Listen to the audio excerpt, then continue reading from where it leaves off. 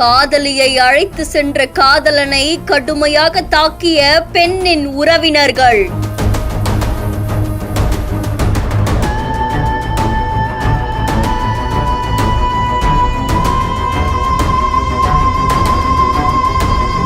காதலர்களை வலுக்கட்டாயமாக காரில் ஏற்றிய நாம் தமிழர் கட்சி நிர்வாகி உட்பட 3 பேர் கைது.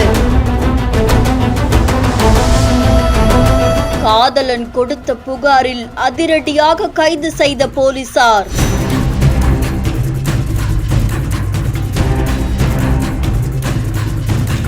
திருச்சி மாவட்டம் மணப்பாறை அடுத்திருக்கக்கூடிய சொரியம்பட்டியை சேர்ந்தவங்க தான் சந்தோஷ். இவருக்கு 20 வயதாகுதாமா. அவரும் அதே பகுதியை சேர்ந்த ஒரு பெண்ணும் கல்லூரியில படிச்சுட்டு வந்திருக்காங்க. இந்த நிலையில கடந்த 1.5 வருஷமாவே இவங்க 2 பேரும் காதலிச்சுட்டு வந்திருக்காங்க. இதை தொடர்ந்து 2 பேருமே வேற ஒரு சமூகத்தை சேர்ந்ததால கடந்த 14ஆம் தேதி வீட்டை விட்டு வெளியேறி மதுரை பக்கத்துல இருக்கக்கூடிய இலுப்பை குளத்துல இருந்திருக்காங்களாமா.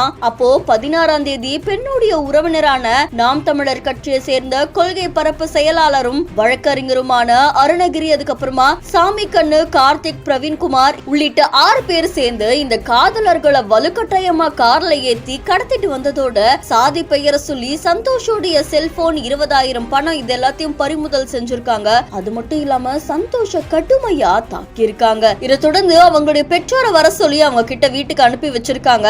இதுல பாதிக்கப்பட்ட சந்தோஷ் திருச்சி அரசு மருத்துவமனையில சிகிச்சை பெற்று வந்திருக்காங்க. இந்த நிலையில அவர் கொடுத்த புகாரின் அடிப்படையில அருணகிரி உள்ளிட்ட 3 பேரை கைது செய்த வளநாடு போலீசார் மணப்பாறை குற்றவியல் நீதிமன்றத்தில் ஆஜர்படுத்தி இருக்காங்க. 3 பேரையும் வர 30ஆம் தேதி வரைக்கும் நீதிமன்ற காவல்ல வைக்க நீதிபதி பாலாஜி அவர்கள் உத்தரவிட்டிருக்காங்க. இதை தொடர்ந்து 3 பேரும் திருச்சி மத்திய சிறையில் அடைக்கப்பட்டிருக்காங்க. வீட்டை விட்டு வெளியில வந்த காதலர்களை இந்த நபர்கள் கடுமையா தாக்குனது பலரையுமே அதிர்ச்சிக்குள்ளாக்கி இருக்கு.